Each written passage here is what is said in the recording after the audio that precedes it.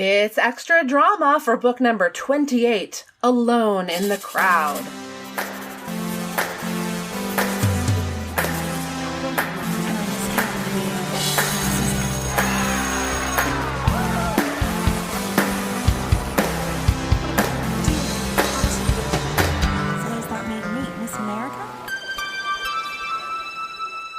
I'm your host, Marissa Flaxbart, and with me again is Megan Shattuck, my cousin. Hello, Megan. Hello. I mean, you're other things besides my cousin. On most shows, if you were a guest, people wouldn't be saying, my cousin, Megan Shattuck. They would be describing you as... That's a great question. Successful lady engineer, Megan Shattuck. Ooh, yeah. Yeah. Yeah, we'll go with that. Yeah. I mean, that is what you are.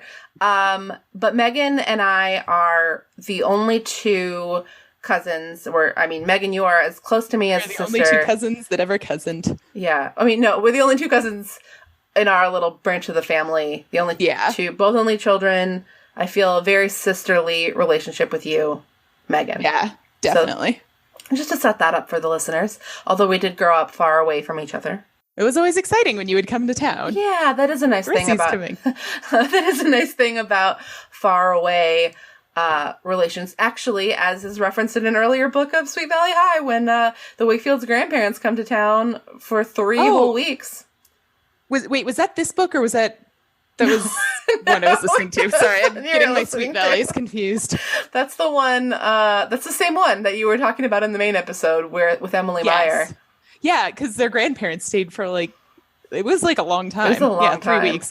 Holy crap. But they think about how special it is that, their Michigan family, they only get to see them once a year, makes the visits more special. Except for, their mom, who was not having it, right? No, Alice. Where was Alice this book? The Wakefield parents were not a factor in this book. Yeah, that's true. Oh, well, that's okay. I'm tired of them. Interventions with their children, I think. No. Speaking of our family, we did not reference something that I know I did mention years and years ago when I wrote about this book for the blog, which is that Lynne Henry, Lynne Henry, is very close to the name of my mother, the maiden name, which was Lynne McHenry. Lynn, but I mean, in an audio medium, it sounds almost exactly the same. Lynne McHenry. Yeah, I just thought that was a funny thing on Cousin Book, we get to read about Lynne Henry. Yeah, well, that was part of why I thought, this would be a good one for Megan to do, even though, other than that, it doesn't really have anything to do with Lynne McHenry. Although, I think that, I don't know, I think that Lynne McHenry, as listeners, it's come up before, but, my mother passed away when I was 15. It's a long time ago now, but I feel like she would relate to Lynne Henry. Yeah, I agree. I think, of the characters in the book, she would, Lynn would be the one she'd probably relate to most. Especially if she was, describing herself as a younger person, right. I think. From my impression of my mom is that she had to, as she got older, part of her growth was kind of overcoming a feeling of being, just, too ugly to live or I don't know. I'm overstating it, but in that way that teenagers feel it, I'm allowed to be myself. I have good qualities, and then taking ownership of that. I didn't think of my mom as someone who had low self-esteem, but I'm sure I know that she did when she was younger. So. Yeah. And I think also from a way of independence too, of Lynn in the book is doing her thing, and yes, she's also lonely, but other than the lonely part, Yarlin also did her thing and was very much well, and I think artistic creativity too as being an outlet. I think my mom was into stuff like that. She wasn't a songwriter, but let's talk more about poor Lynne Henry and her deal. Yeah. Did you ever feel like that when you were a teenager? Did you what were you thinking about Lynne when you were reading about her? Everybody, I think, or maybe not everyone, but I think a lot of people get some level of that. I felt like it was kind of almost over the top, she wasn't catching a break on it for a while, where it was just all lonely and all terrible. And she didn't really seem to get much of a break until she was playing music, I guess. So yeah, I played music, but yeah, I think getting into a hobby is always a good thing for somebody who's feeling lonely to do. So yeah. And I mean, the great thing for her is that she's finally able to share that hobby with other people, because she's chosen such a solitary hobby. And then she's also chosen not to share it with anybody else except for like her students. And it's really exciting for her that by the end of the book, it helps that she's super talented. Like, right. That's always a nice thing to have. Like, if you have a real gift that she's practiced a lot too, that she's really honed, then that's helpful. Yeah, it turns out all that time she spent being lonely, she was also getting really good at guitar and singing. Yeah, so, that's true. Put it to work, Lynne. Yeah. But I'm thinking now about way back on an earlier episode with my friend Callie, where we talked about the question about like, what is art on the bonus episode. We were talking about it being something that other people need to observe. And that's like the journey that Lynne kind of takes here. That's true. She shares it with other people, and then she can reap the benefits of it in a totally new way. Yeah. I guess I'll admit that as much as I was frustrated with Lynne's inability to see her good qualities, like that pissed me off. I think that when it got to the part of the book about her having a really hard time believing that this guy that she liked could actually have the feelings for her that she fantasized.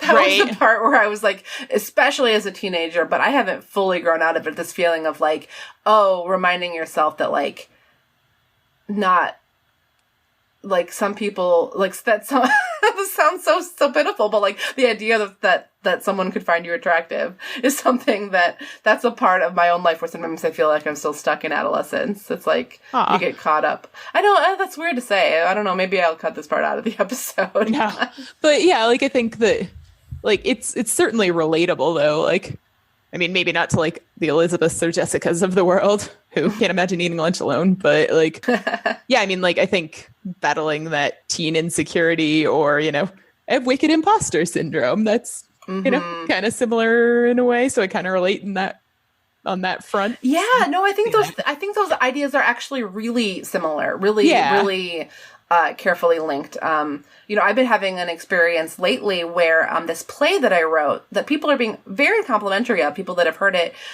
we were in rehearsals to put it on, and I realized thank you. That's awesome. Yeah, it's very exciting. It's been a really, really thrilling time. But I realized the first day that we were in rehearsals that I needed to kind of assume a new attitude, where I didn't even realize I'd needed an attitude adjustment. But if I'm going to be working as a professional writer with these people that are, looking to me for some insight into how their words should be interpreted, I need to play that role. I need to live up to that role. I can't just be deferent, whatever you think is fine. I can't do that. And I had to think that. I had to have that thought. It wasn't just naturally I'm going to take ownership of these words that I wrote on purpose with a lot of, it's a similar thing, because it's like, if you had asked me what I thought of the play, I think it's awesome. I think I did a good job. I'm really proud of it. But it's a similar thing of for me, it embodies, or the way I think of it at least, is I don't expect other people to see the value in me or in my work that I see in it. Yeah. And I think maybe Lynne has that in some level. She thinks her song is good, but she doesn't expect other people to think that it's good. Yeah, well, and it's so vulnerable too. Oh yeah, she didn't hold anything back on that song, so yeah. Well, I can relate to that actually with this play. So one thing that I think is significant about Lynne's transformation in this book is the way in which it is different from another transformation that gets very hastily mentioned in chapter 12, the last chapter of the book, which is Robin Wilson's transformation. Do you remember Robin Wilson? Not entirely. She was, well, for anybody who may not remember Robin Wilson, she was a fat girl that lost a lot of weight and then became a cheerleader.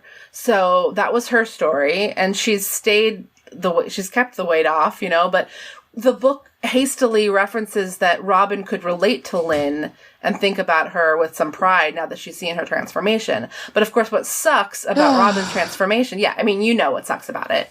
It's that it was like she didn't really need to transform before, but right. You know, here we are in Sweet Valley.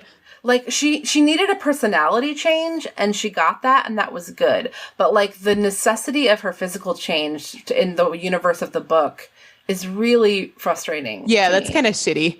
Well, and, I mean, I think probably in a similar way to, like, Lynne needing to feel better about herself, but, you know, she doesn't have to keep wearing contacts if she doesn't want to. If that shit's uncomfortable, then, you know, maybe don't wear your contacts. Yeah, I think actually what the book does, I have to say, really pretty well, is that it establishes that the reason for Lynne's shabby appearance is that she has no self-esteem and she isn't trying at all.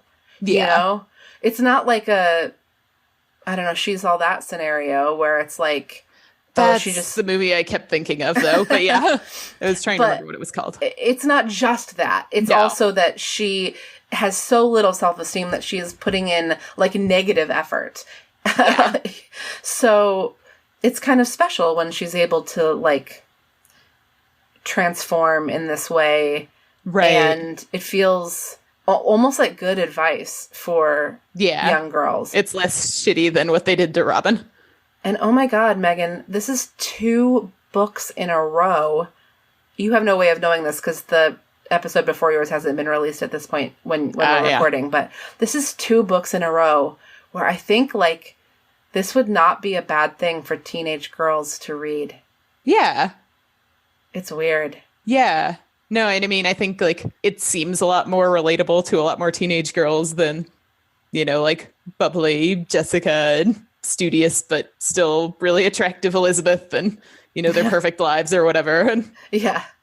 Well, and you come away from it thinking like, oh, if you like, if the reader is annoyed with Lynne, then it's like, oh, well, I need to not sell myself short. You know, what good qualities do I have? What can I be brave enough to share with the world? I mean, her mom says something to her like, it takes a lot of courage to be successful, which I thought was an interesting observation. Yeah. Because you have to put yourself out there, I guess, is what she's saying. Yeah. Especially if you work at the Silver Door. The Silver Door. Silver Door. Well, did you have anything else you wanted to get off your chest? I'm making this a confessional episode. Yeah, sure. There was a second instance where freaking Guy was just talking, and I marked it here. Let me find it. Oh, good. Yeah, we have not given Guy enough shit for this particular aspect of his character, which is that he just is really enjoying listening to himself talk, and very like, you're such a good listener. Oh, he did also say you're a real sport at one point, which I thought was a nice bit of 80s vernacular. Or I don't know if they actually spoke like that, but that's what they were trying to pass it off as. That reminds me of this guy I had a crush on in high school who used to always give me high fives. And every time it was like, oh, dude, I don't want to high five you. Like, this is not the hand contact that I am looking for at this point in my life. Yeah. Gross. There was, other separate thing was Jessica, where she said, like, Jessica didn't even seem to notice Lynne. Yeah. Oh. And it seems like, in general, people don't notice Lynne very much. That was the dick move that Jessica pulled. I forgot about that. Where, like, I mean, because it's just so expected. But, and there's the other one about him talking about himself. Just a page before that. So, Lynne felt as if she were walking on air for the next 6 or 7 blocks. She couldn't believe how easy it was to be with Guy. He was so forthright, so eager to talk about himself and his feelings. It was as if they'd known each other for months, even years. Best of all, he didn't press her or ask her questions. Yeah. What a guy. Oh, he didn't ask her any questions. It's like I have heard multiple people describe a terrible first date like that.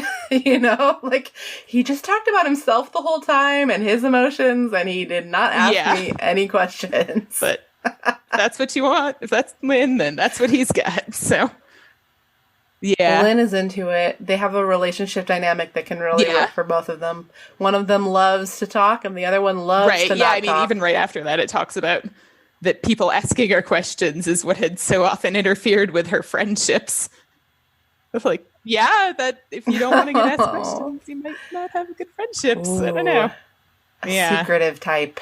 But yeah, like, so right after this nice one-sided conversation that Lynne was all blissed out about, like, I think like Jessica rolls up on them in her, I guess, her Fiat. She rolls up on them and then like says like, we have to talk. Oh, yeah. And then that's right. Tells Guy to get in the car, but doesn't give Lynne a ride. Yeah, Jessica wants to talk to Guy about the droids doing the big Rock Around the Clock fundraiser dance thing.